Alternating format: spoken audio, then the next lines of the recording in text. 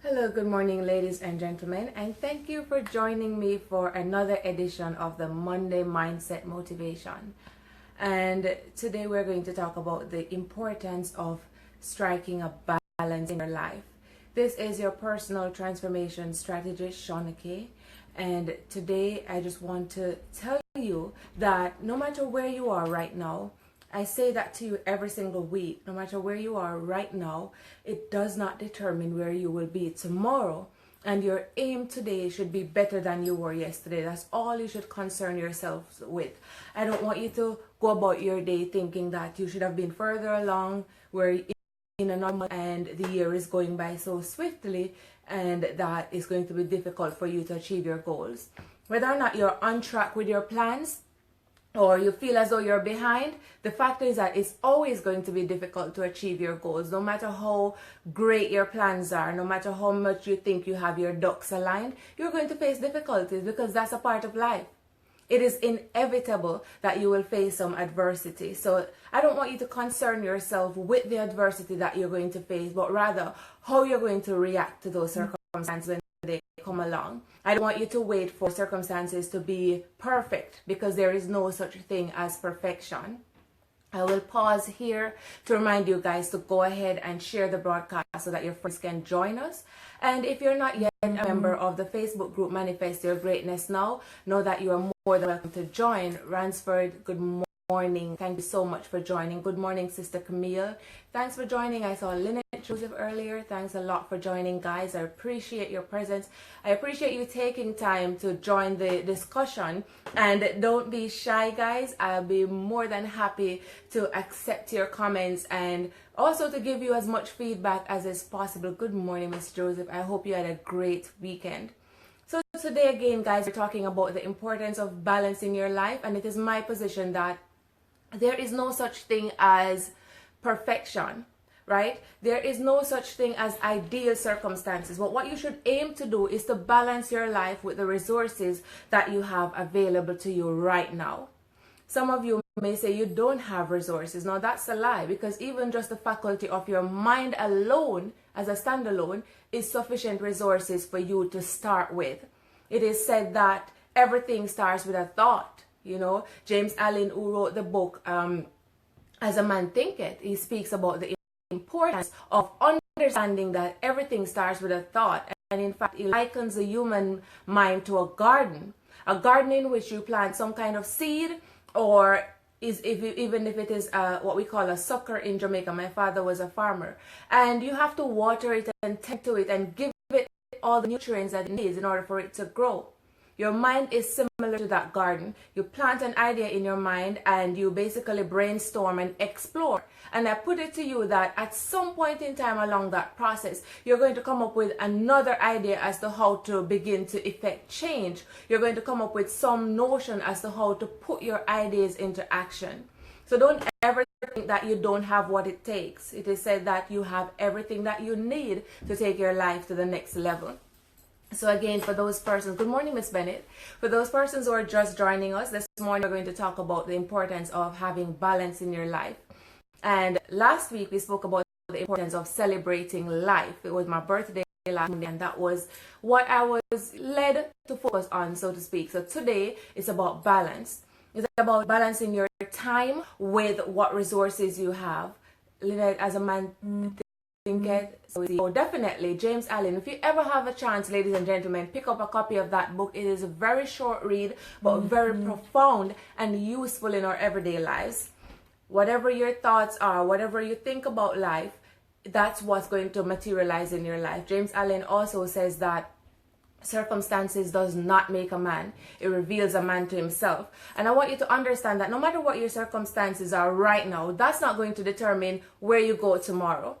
Don't get caught up in your circumstances, because that is not who you are. Your circumstances are not who you are. Hi, Marie. Thank you so much for joining us this morning. And in the book of 2 Timothy 1 and verse 7, it says that God has not given us a spirit of fear, but a spirit of love, power, and a sound mind. Now, what that means to me is that God hasn't given us a spirit that should cause us to be apprehensive about the future or about the unknown, about things that we're not sure about. He has given us the power to love unconditionally, and He has given us a sound mind. A sound mind meaning that He has given us an unlimited resource called our mind that we can use to determine how we will live our lives tomorrow if we would tap into that source. And as is the nature of spirit, as used in the scriptural context, He has given us that innate ability to evoke some sort of movement. He has given us that power to love other people even when they have hurt us. He has given us the power and the strength of mind to imagine that we can ultimately obtain in reality in our lives. And Lynette says this was the word in church yesterday. Wow, that's amazing. Lynette, thanks for sharing. So the idea there is that you have what you need. Thank you, Thomas. The idea there is that you have everything that you need, and that your circumstances should not determine where you go tomorrow. You should use your circumstances to inform you in terms of how you move on from here. And if you're hearing me, guys, let me know I'm speaking and if the reception is okay. So the next point I want to share with everybody is what George Bernard Shaw says. He says that the people who get on in life are the people who get up and look for circumstances that they want, and if they can't find them, they make them. So life is not about having ideal circumstances all the time before you take action, but rather, if you look around you for the circumstances that you think would be suitable for you, and you cannot find those circumstances, what George Bernard Shaw is saying is that you have the ability within you to create those circumstances. You see, the human mind is a faculty of unlimited resources. And I don't want you to limit yourself to just the reality that is in front of you right now. I don't want you to limit yourself to the specific circumstances that you have right now, whether it is because you don't have enough funds to take the next step, or you don't have enough people in your corner who support you. The fact is that you have to understand that even if you cannot find those circumstances that you want, the ones that you regard as ideal, you have the ability to then go out there and use that unlimited faculty of your mind to create the circumstances that you want. And Sheldon says, God has a plan for you, Shauna. Well, of course, Sheldon, and God has a plan for you. God has a plan for every one of us. And as I've often reminded you of something that is a foregone conclusion, we are here for a reason. Even today, just before I came on, someone updated about the passing of a corporal in Jamaica. The point is that so many people leave every single day. Even as we are speaking right now, someone just took their last breath. But here we are with the ability to be able to take our lives to the next level, with the ability to say one more kind word, to do one more kind deed, and to foster that inherent power within us. We have the ability to do that because we are here right now.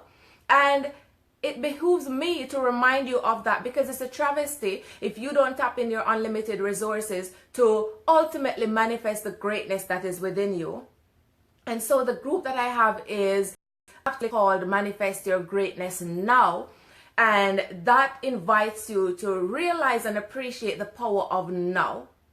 Right now is all you have. It doesn't matter what you do. It doesn't matter what you did yesterday, last week, or the week before that, or even last year. None of that really matters, to the extent that you cannot turn back the hands of time.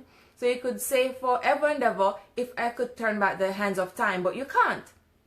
So what you have to do when you do some introspection and you become more aware of who you are right now and how far you have come, is that whatever happened before, you will use those things to inform you as you go forward. You will use those things to help you to avoid falling in a ditch over and over again. Remember, insanity is doing the same thing over and over, expecting different results. If you want different results in your lives, you have to start acting differently. You have to start thinking differently. And ultimately, you have to understand that right now is all you have, and that you must necessarily make the most of right now. Lynette says this is a great reminder of our own unique inner ability, and can give an example. Can I give an example? Oh, definitely, Lynette. I hope this example will be sufficient, or will be what you're looking for. But one example example that I would basically posit in terms of your innate ability. For example, right, when I was in school, I hated math. I was just averse to mathematics. I felt like the only thing I needed to know about numbers was the ability to count and to count my money. And so every time when I was placed in a situation where I had to do math, I was just petrified. I always thought I was going to fail. I just didn't like it. I loved English. I passed it without even attending classes. It was easy, but math for me was very difficult. And I remember that no matter how I tried, I just could not do as well as I wanted to in math. Until one day we had a teacher, Miss Burnett, and she was just different. She approached mathematics from a different perspective, and she just made you love it. She made it seem like it was just this seamless, easy thing. And I remember going home and sitting down, looking at my book and trying to understand what was on the paper. And at first it made no sense, but it's like I pushed myself and I said, if other people could do it, I could do it too. And I didn't stop trying. I would go over the sums that she did in class over and over and over. I remember something we did called completing the square. That would take us like 2 pages before you were able to complete that problem. And it was confusing to me, but after dedicating time and failing over and over and over, after a while I could do it with my eyes closed. And so I realized that in our lives, we can take that same approach to just about everything that we do. The fact that you fail over and over, it is not a decree on your ability as a person. You said you'd love to know more about my group. Well, Lynette, you are more than welcome to join. The group is called Manifest Your Greatness Now. So when you're finished with this broadcast, you can go and look for it on Facebook and send me a request. I'll accept it. Because we basically share positive insights. And guys, remember, you can also share in the group. Nothing negative, just positive, uplifting insights. And with that said, be honest with your suggestions and your opinions. That's okay. But if you're an overly toxic, negative person, please get rid of that before coming into the group or before sharing what's on your mind. That's all I ask. But the group is called Manifest Your Greatness Now. So using that situation when I was in school and doing math and how I was able to overcome that by failing over and over, but continuing to work until I was able to succeed. I passed math relatively easily, and even though I didn't get the top grade, I passed it. But the point is that if we apply the same approach to our lives, to every area of our lives, we are going to get the results that we're looking for. And that you have to understand that failure is not an indication, like I was saying earlier, it's not an indication of your ability. It's not an indication of how good you are or how good you can be. But rather, it is a way to prepare you for what is to come. Great, fail forward, absolutely. Lynette, you've hit the nail on the head. So it's just a preparation, basically. It's just to prepare you for where you are supposed to go next. And I feel personally that the more you fail is the better you will become at the thing that you're working on. I believe that every time you fail, when you go back to the drawing board or go back to work on that thing, there is something that you didn't see before that you're able to discover. Remember, Thomas Edison failed a couple thousand times. I remember I quoted a number before, and a good friend of mine reminded me that it was, I think, 3,333 or something like that. I'm not sure of the exact figure, but a large number of times he failed when he was designing the light bulb before he was ultimately successful. Henry Ford, who built the ugliest car ever, the Ford automobile, he tried so hard. He had a team that said to him, why are you doing this? We've never seen a car that ran on a motor. How can you do that? But he felt within his mind that it was possible. And personally, I believe that if you have a desire in your heart, a burning desire, it is only basically a perception of what can obtain in reality ultimately. I feel like the desire that is planted in your mind, that is ingrained in your mind, is something, it's just a projection of what can actually obtain in your life in reality. It may seem far-fetched and ridiculous and unrealistic, but the fact is, if you give it enough power, if you work on it long and hard enough, if you exert enough grit, over time you will get the result that you're looking for.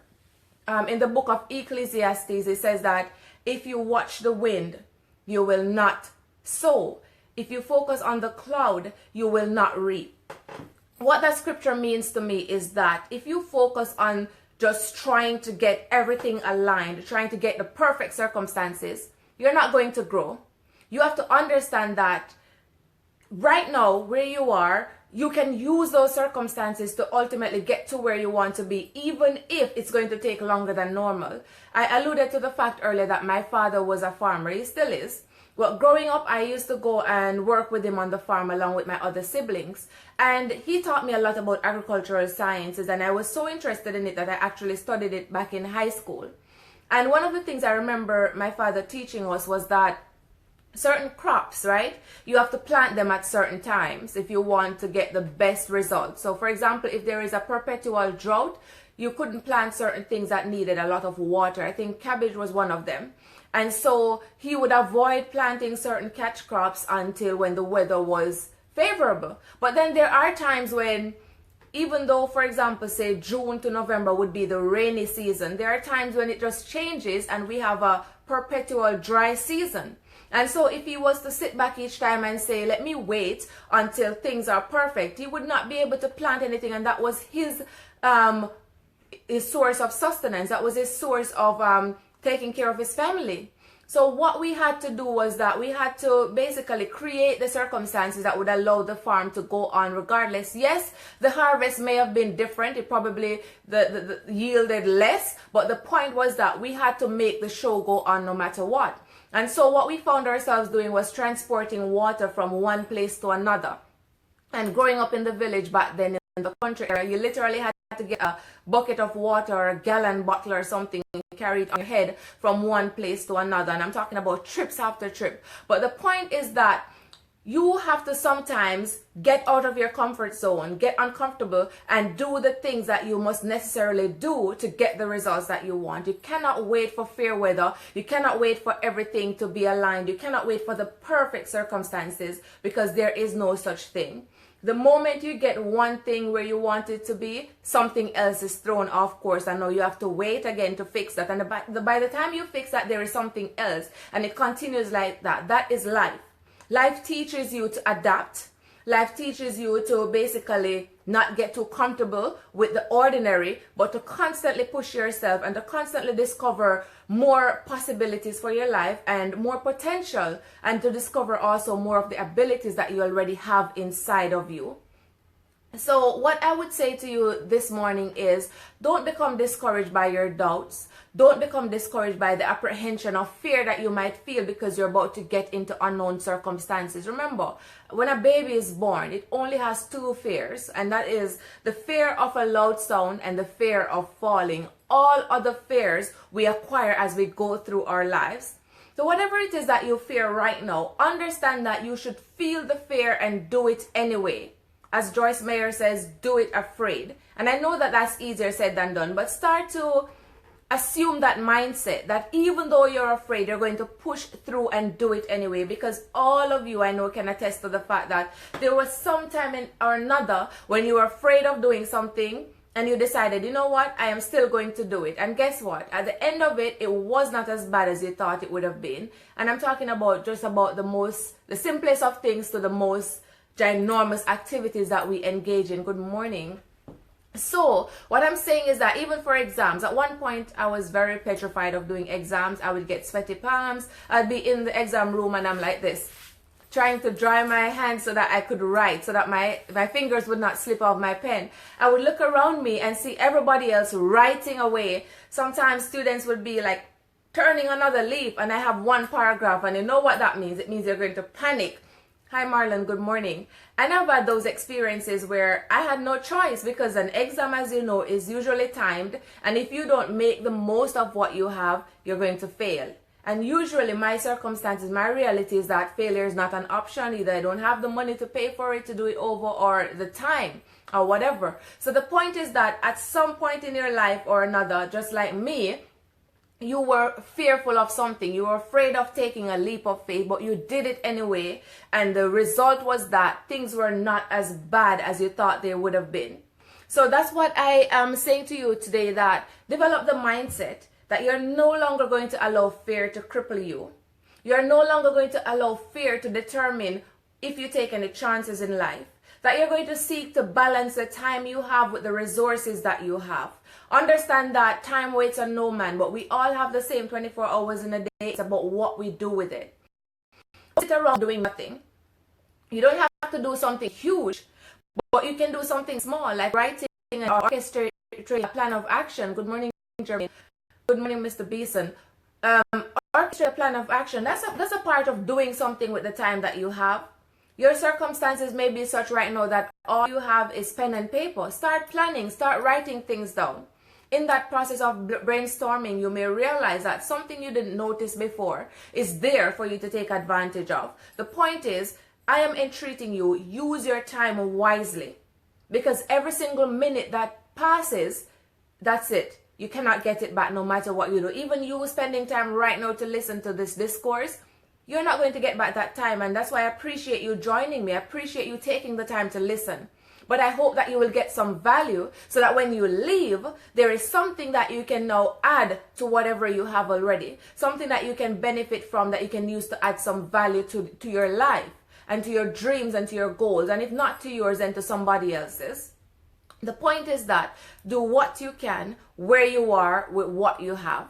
And that is the bottom line. It's not about getting your ducks aligned. It's not about getting everything perfect, because like I've been saying over and over and over, there is no such thing as perfection, right? So basically, you have to understand, don't waste your time trying to search for that which is perfect.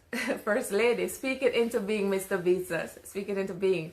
Right, so like I was saying, there is no such thing as perfection. So do what you can with the resources that you have right now, and rest assured that there are going to be some people, just people who you didn't even expect, calling you up randomly, or someone you meet at a function or a networking event, just wanting to help you. I've told you guys so many times, I cannot count the number of times when people just randomly approached me wanting to help. Sometimes I check my inbox and someone emails me and they say, I like what you're doing. Can you come and speak to this group? Can you come and speak to these students? It's not because I set out looking for those opportunities per se, but because I decided that irrespective of where I was going to get started. Because you don't have to be great to get started, but you have to start to be great. And the more you work on what it is that you're doing, the more you work at your craft and chisel away at the barriers that are in front of you, is the better you will get. And over time, things will be so seamless. Certain things that you first thought were difficult will become easy to you. But you have to adjust your mind to the reality that things are never going to be perfect, but you have to decide to do it now. You have to decide to take the next step now. You have to decide to take that leap of faith, even though everything is not the way you want them to be. Right? So basically, there's a quote that Napoleon Hill used in the book Think and Grow Rich. He said that you should not, the essence of it, and I'm not stating it verbatim, but the essence of the quote is that don't waste your time searching for the opportunity in the distance, but embrace what you have right now. Thank you so much for sharing that video.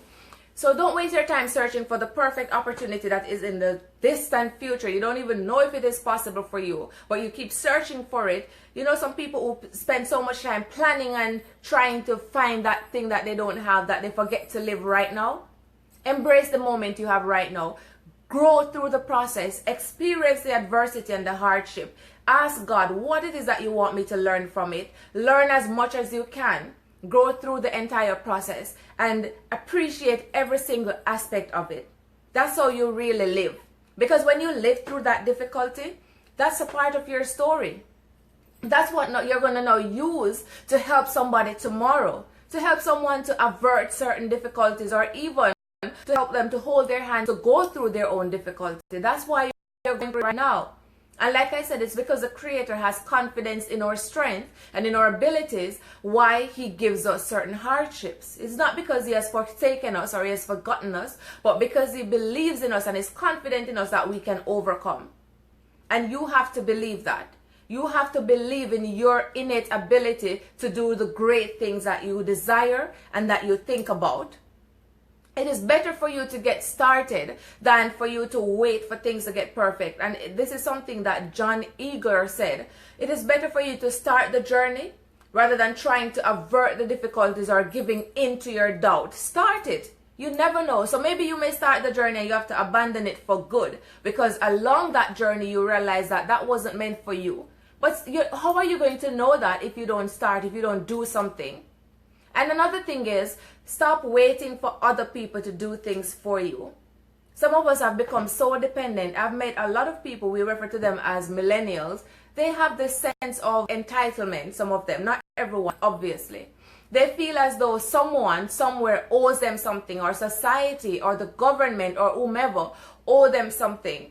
So they're not willing to get up and do the best that they can with what they have right now, because they have this feeling of entitlement. I really believe that if that is your mindset, you need to change it, because in a way, that's a limiting mindset. If you're waiting for other people to do something for you all the time, you are doing yourself a disservice, because you are not tapping into that unlimited potential that you have to create and to do big things. Every single thing that you see around you, this background, this shirt I'm wearing, these things, they were all one thought. Someone somewhere thought of them, and someone somewhere else probably thought they were stupid, and they became something huge. Yesterday I was driving along the road with one of my friends, and he gave me this plastic bag. It was a bag from Apple, and I looked at the bag, and there is the apple, you know, the apple symbol, and there's this apple with like a bite in the side of it. You all are familiar with it.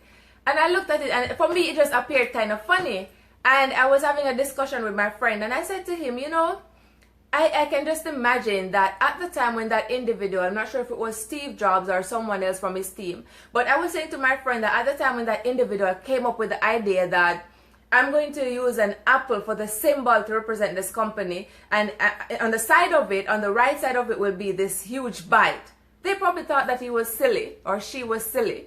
Can you imagine someone sitting down and saying, well, this is what I'm going to use as a symbol to represent my company? Just an apple with a big bite in the side. That, to me, that appeared probably quite stupid. I can perceive that way.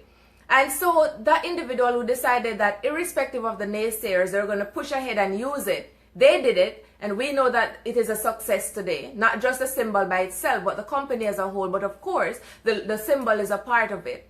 So the point I'm making is, everything that you see around you emanate from an idea. And no idea is really a stupid one. Even if you think it is stupid, try it. You never know where it's going to wind up. You never know. That little girl, her name is Keris. I cannot remember her last name, but I don't know if you guys are familiar with the brand Flexing in My Complexion. So she was one of these kids, really dark skin, who was teased in school because of the color of her skin.